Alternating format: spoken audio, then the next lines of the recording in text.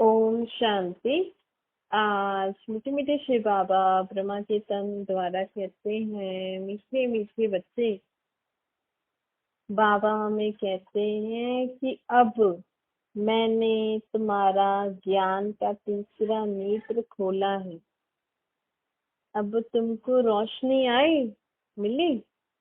बाबा हमसे कौन सी रोशनी दे रहे हैं? बाबा भगवान स्वयं अपनी पहचान दे रहे हैं। यही रोशनी तो नहीं है ना हमारे जीवन में। देखो कहते भी है ना, चारों तरफ लगाए फेरे फिर भी तुमसे दूर रहे। दुनिया में लोग कहते हैं कि हम भक्ति कर रहे हैं, भगवान कभी तो मिलेगा, ऐसा कहते हैं ना, मतलब मिला नहीं है अभी तक। लोग भगवान से मिले ही नहीं है, भक्ति कर रहे हैं, इधर उधर जा रहे हैं, कह रहे हैं भगवान किसी न किसी रूप में तो जरूर मिलेंगे। तो अभी तक क्यों नहीं मिले हैं?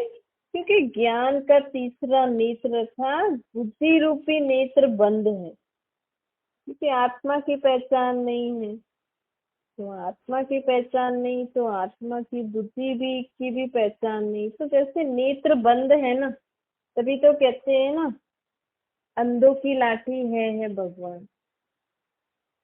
आंखों की रोशनी चली जाती है तो मनुष्य अंधे हो जाते हैं ना। उस समय मनुष्य, इस समय बाबा ने हमें ये ज्ञान देकर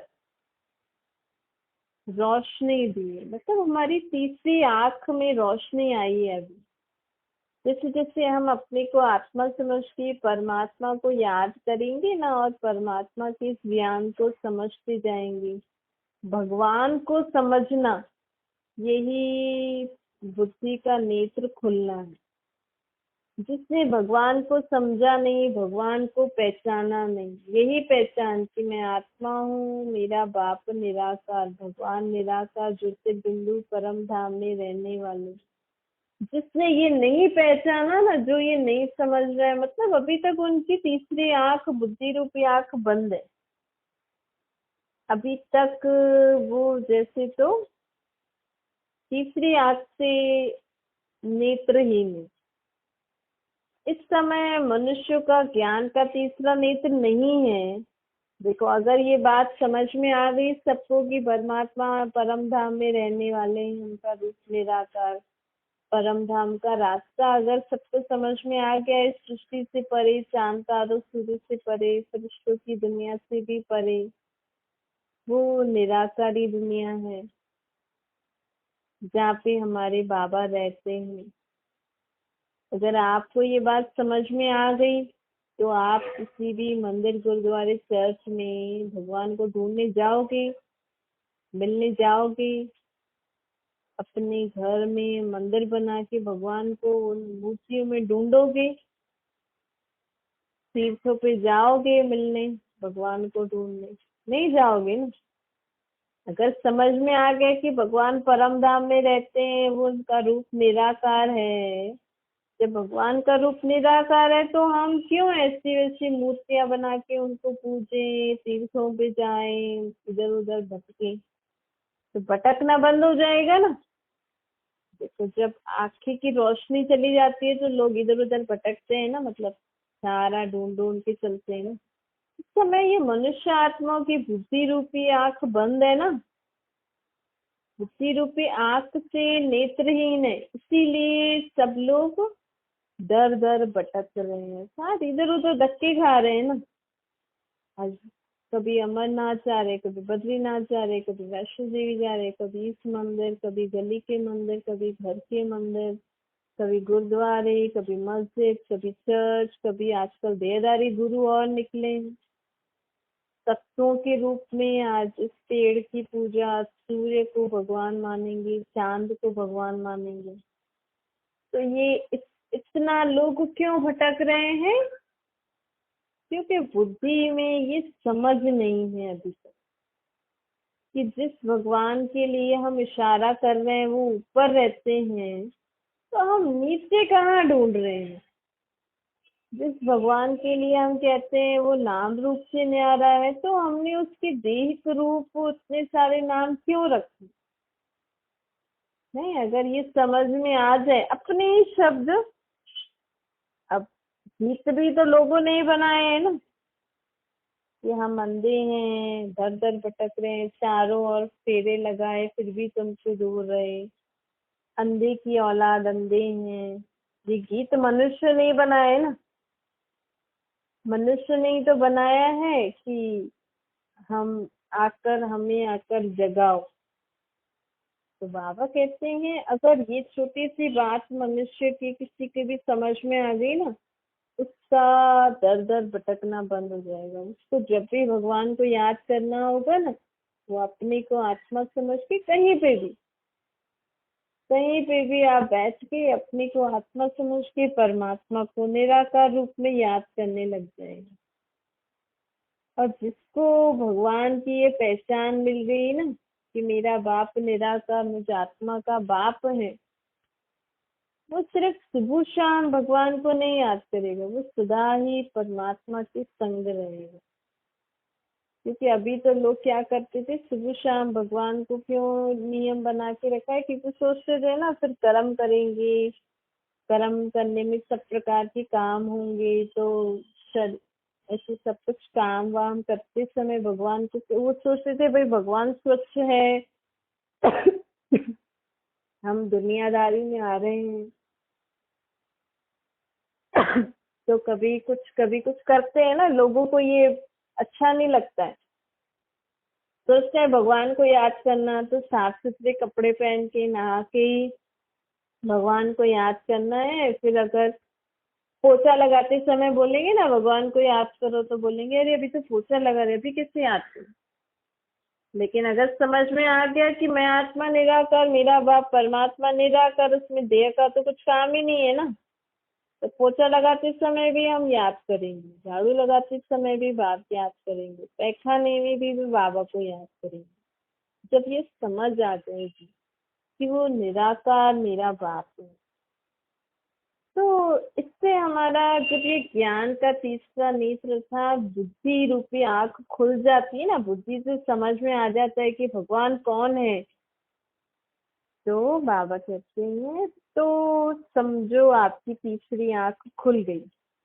शंकर की दिखाते हैं ना तीसरी आंख खुल गई। एक शंकर की तीसरी आंख नहीं खुलती, हम सबके पास तीसरी आंख है, बुद्धि तो सबके पास है ना। जब हम सभी की बुद्धि रूपी आंख खुल जाएगी, तो कहते ना शंकर की तीसरी आंख खुली तो विनाश हो गया।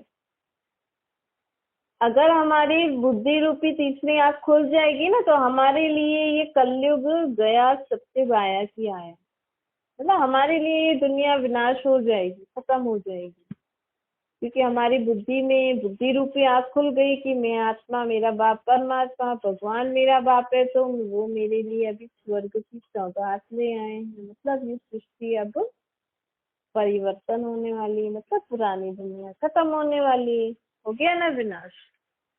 एक शंकर की आंख खुलने से विनाश नहीं होता है। जब सत्युग की, त्रेता की सभी आत्माओं की बुद्धि रूपी आंख खुल जाएगी ना कि हम सब आत्माएं परमात्मा के बच्चे हैं और हमारे लिए बाबा स्वर्ग की स्थापना करनी है, तो समझो दुनिया परिवर्तन है। तो बाबा कहते हैं कि अब मैं आदि सनातन देवी देवता धर्म की स्थापना करने आई। इसके लिए मुझे पहले तुम सब आत्माओं को जगाना है, तुम्हें ज्ञान देना है, तुम आत्माओं को सर्व गुणों से सजाना है, 16 कलाओं से सजाना है, संपूर्ण निर्विकारी बनाना है, अहिंसक मर्यादा पुरुषोत्तम बनाना है। बाप अभी हम आत्माओं को आकर राजयोग सिखा रहे हैं, सत्युगी स्वराज्य देने के लिए। आत्माएं तो कहती है मैं बैरिस्टर हूँ, मैं इंजीनियर हूँ, मैं डॉक्टर हूँ। आत्मा शरीर द्वारा पाठ बजाती।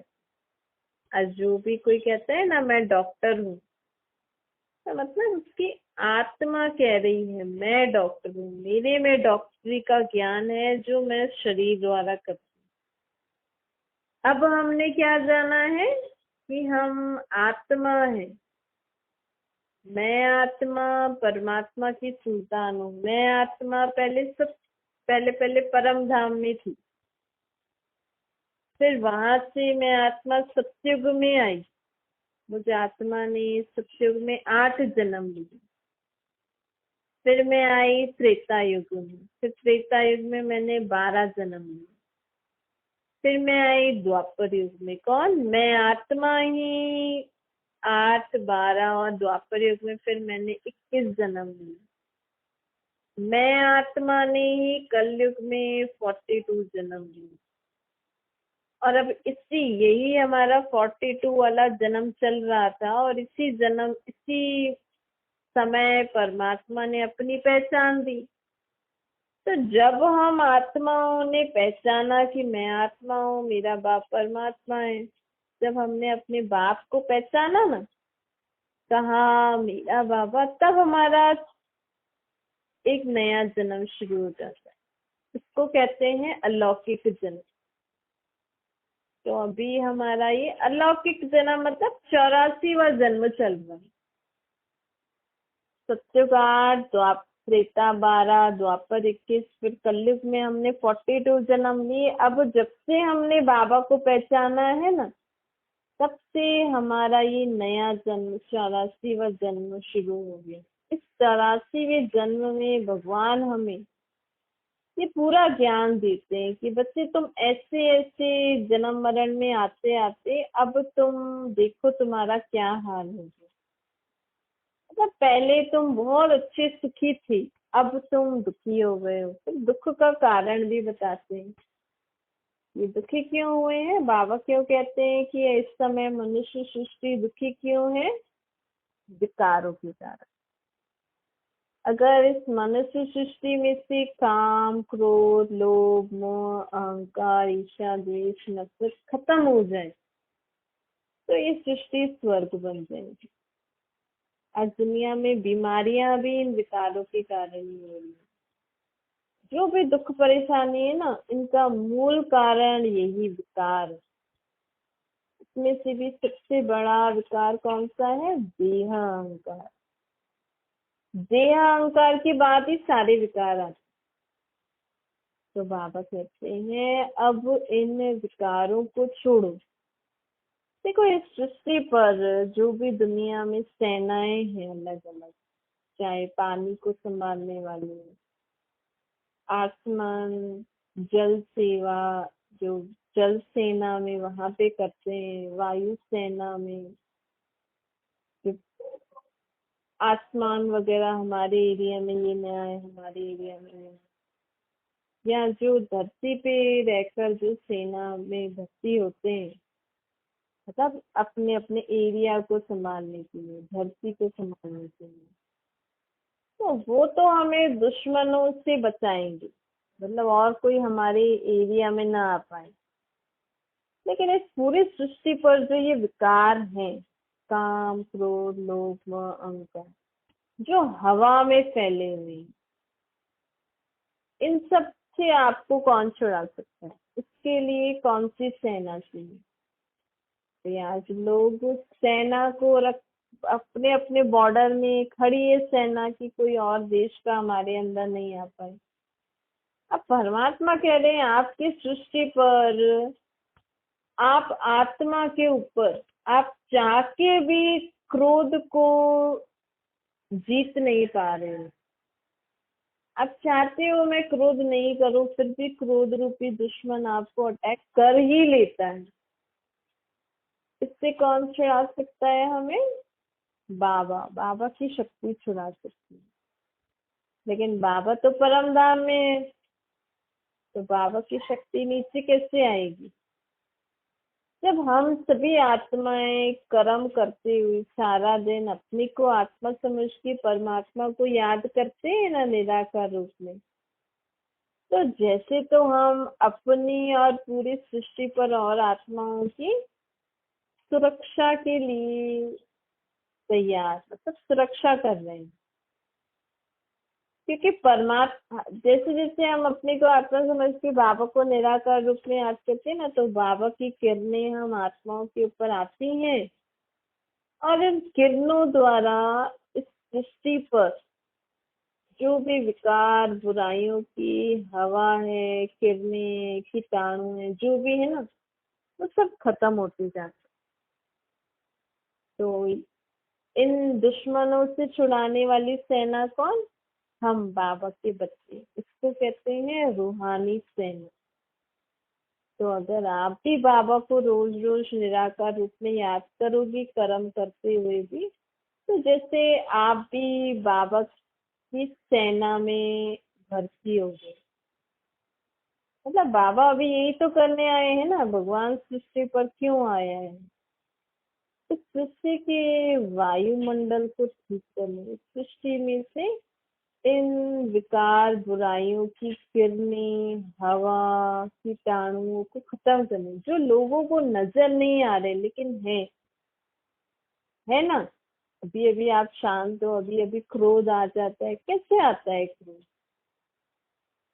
अभी अभी आप में मोह आ जाता है, लोभ आ जाता है, काम विकार की फीलिंग आ जाती है, कहाँ से आती है ये? आप सोचो। बच्चा बच्चे को काम विकार की फीलिंग नहीं आती है। आजकल तो तमो प्रधानता ज्यादा बढ़ गई है, परंतु फिर भी वो, उसकी आत्मा उन वाइब्रेशन जो जो नहीं करते, उन वाइब्रेशन को कैच नहीं करती, उस हवा से वो सेफ रहती है।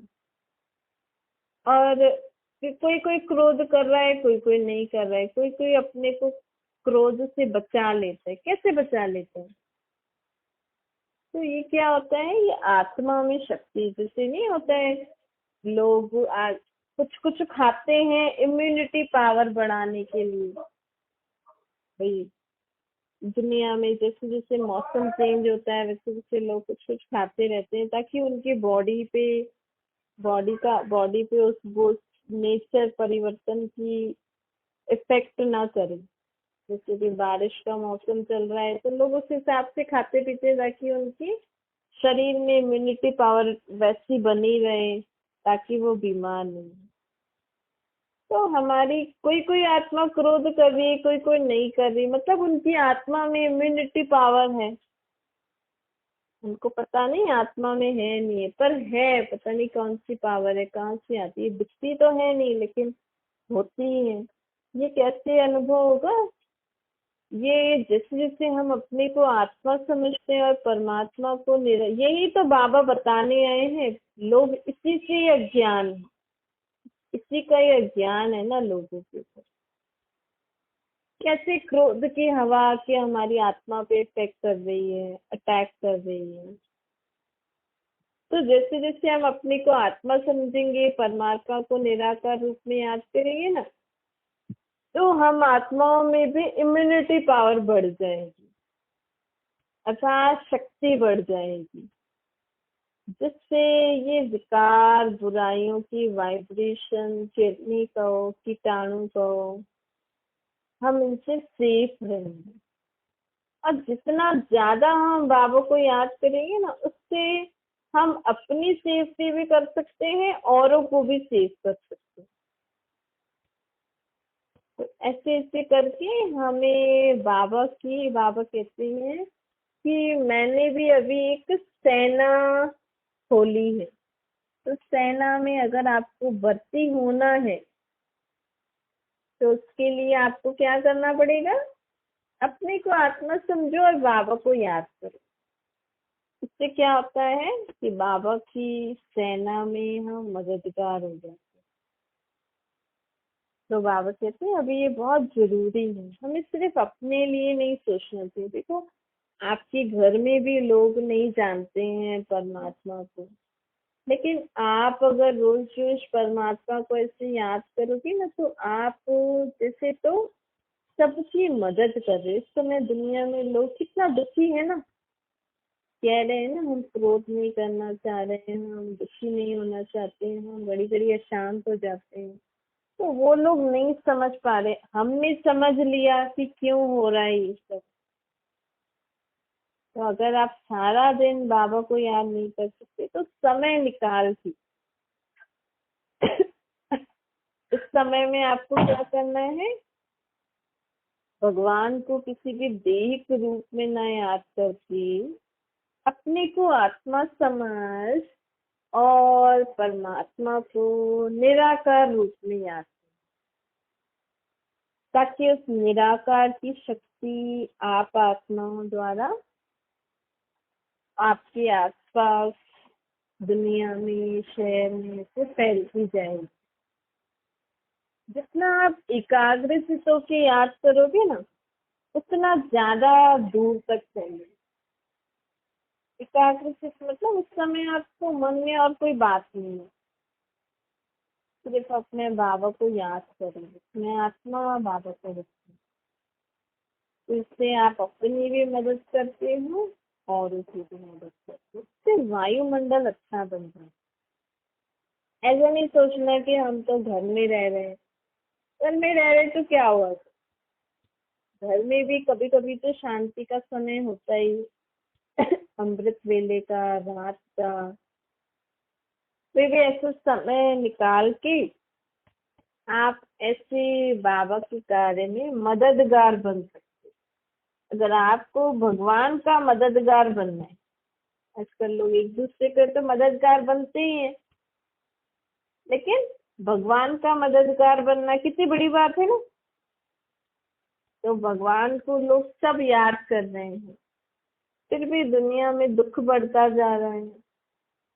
मतलब तो कि क्या भगवान किसी की बात सुन नहीं रहा है, क्या हो रहा है? तो दुनिया में वैरायटी टाइप ऑफ भक्ति हो रही है, फिर भी दुनिया में दुख क्यों बढ़ रहे हैं? आप समझ गए ना क्यों? क्योंकि दुनिया में लोग भगवान को उनके यथार्थ परिचय से याद नहीं कर रहे हैं, अपने ही अलग अलग तरीके से याद करें। तो अब हमें समझ में आ गया, तो अब हमें क्या करना है, जैसे जैसे हम ऐसे बाबा को याद करते हैं ना, तो वैसे तो हम बाबा की कार्य में मददगार हैं। भगवान जो सबको सुख शांति देने वाला है, वो उन आत्मा तक सुख शांति की किरणें आपके द्वारा मिलेगी। क्योंकि भगवान को अपना देह नहीं है ना, तो भगवान अपनी किरणें आप आत्माओं के द्वारा उन तक पहुंचाएंगे। ये हो गया परमात्मा का मददगार बनना। तो अगर आपको अपने लिए कुछ नहीं चाहिए, तो आप दूसरों के लिए थोड़ी सी देर सारे दिन में समय निकाल परमात्मा को इस तरीके से याद करें। क्या मीठे मीठे से पिलर बच्ची माता पिता बाप दादा का याद प्यार और गुड मॉर्निंग रूहानी बाप की हम सभी रूहानी बच्चों को नमस्ते। हमारी भी रूहानी माता पिता बाप दादा को याद प्यार, गुड मॉर्निंग और नमस्ते। वरदान है कल्प कल्प की विजय की नींद को स्मृति में रख सदा निश्चिंत रहने वाले निश्चय बुद्धि विजयी बने। बाबा कहते हैं निश्चय बुद्धि बच्चे व्यवहार व परमार्थ के हर कार्य में सदा विजय की अनुभूति करते हैं। पर कैसा भी साधारण कर्म हो, लेकिन उन्हें विजय का अधिकार अवश्य प्राप्त होता है। कौन? जो सदा बाबा पर निश्चय रखते चलते। निश्चय बहुत जरूरी है ना। घर में भी अगर माँ बाप बच्चों के ऊपर या बच्चे माँ बाप के ऊपर निश्चय नहीं करें, माँ बाप ने बोला हम आपको ये चीज लेके देंगे, बच्चे को निश्चय नहीं हो तो वो क्या करेगा? और लोगों से बोलेंगे ना कि मुझे ये लेके दो, ये लेके दो, तो आप बोलोगे ना कि हमने आपको बोला, आपको हमारे ऊपर निश्चय नहीं है। ऐसे लगेगा ना आपको कि बच्चे को हमारे ऊपर निश्चय नहीं है, या बच्चे को भी लगेगा कि माँ बाप को मेरे ऊपर निश्चय नहीं, किसी बात के लिए बोलते हैं ना। तो बाबा कहते हैं जैसे आप दयादारी माँ बाप हो और वो आपके बच्चे हैं, ऐसे मैं भी आपका निराकार बाप हूँ अगर आपको कोई तकलीफ है, आपने भगवान के ऊपर निश्चय किया, उनको दे दी वो बात, फिर भी अगर आप टेंशन कर रहे हो फिर भी अगर आप टेंशन कर रहे हो, इधर उधर दुखी परेशान हो रहे हो, और आप इधर उधर और लोगों से कुछ कुछ कुछ बोल रहे टेंशन लिए जा रहे हो, मतलब हमें भगवान के ऊपर निश्चय नहीं। ये इनडायरेक्ट वे में ये शो करता है। अगर आप किसी बात के लिए हमने भगवान को बोल दी तो छोड़ दो ना बारे में। फिर अगर आप टेंशन लोगे तो दैट मीन्स हमें हमें भगवान के ऊपर निश्चय नहीं, तो ये शो करता है। तो बाबा कहते हैं सदा निश्चय रखो बाप के ऊपर, कभी भी किसी बात में दिल शिकस्त नहीं। सदा याद रखो जिसका मददगार स्वयं भगवान है, उनकी कभी हार हो सकती है, नहीं हो सकती ना। तो ये हमें मन में पक्का करना पड़ेगा। हम सदा निश्चिंत रहेंगे ना, तो हमारी विजय जरूर होगी। क्योंकि भगवान कैसे मदद करता है? मन और बुद्धि द्वारा। आपकी आत्मा में जो मन बुद्धि है ना, उसमें भगवान शक्ति भरता है। और अगर हम टेंशन लेंगे, हम कुछ कुछ और विचार करते रहेंगे, तो भगवान चाहता है आपकी मदद करना, लेकिन आपका मन बुद्धि और कहीं व्यस्त है, तो मदद नहीं मिलती है। फिर हम कहते हैं भगवान मेरी सुनता नहीं। तो आप अपने मन बुद्धि में और वेस्ट थॉट और कुछ कुछ सोचते रहोगे, तो परमात्मा कहाँ से मदद करेंगे? इसीलिए कोई भी जीवन में बात होती है ना, बाबा को देख के बाबा को याद करते रहो, तो हमारी बाबा मदद करते रहेंगे। स्लोगन है सदा खुशी की खुराक द्वारा तंदुरुस्त, खुशी के खजाने से संपन्न खुशनुमा बनो। कहते हैं ना, खुशी जैसी खुराक में खुशी जैसा खजाना नहीं। ये हमें पक्का करना है। आज दुनिया में पैसा कमाने के लिए लोग क्या क्या कर रहे हैं, लेकिन आप देखो आज लोगों के पास पैसा है लेकिन खुशी है, और यही सोचे कि नहीं हम भले थोड़ा सा कमाएंगे लेकिन जीवन में खुश रहेंगे हर बात में। तो इससे बड़ा खजाना और क्या हो सकता है? लोग खुशी के खजाने को ध्यान नहीं देते। तो हमें रोज सुबह को रोज सुबह को खुशी की बात सोचनी है, ताकि हमारा जीवन तंदुरुस्त, आत्मा और शरीर तंदुरुस्त रहे। देखो जब खुशी का माहौल होता है ना, तो शरीर बीमार भी चलने लग जाता है। मतलब कौन चला रहा है उसको? वो खुशी चला रही है, मन में जो खुशी है। तो हम एक छोटी सी बात समझ जाए और जीवन में सदा खुशी की बात सोचते रहे, तो जीवन में सदा तंदुरुस्त रहेंगे और खुशी के खजाने से संपन्न बनेंगे, तो हमारा तो हमारा जीवन खुशनुमा बन जाएगा। अच्छा, ओम शांति। बाबा को याद करिए।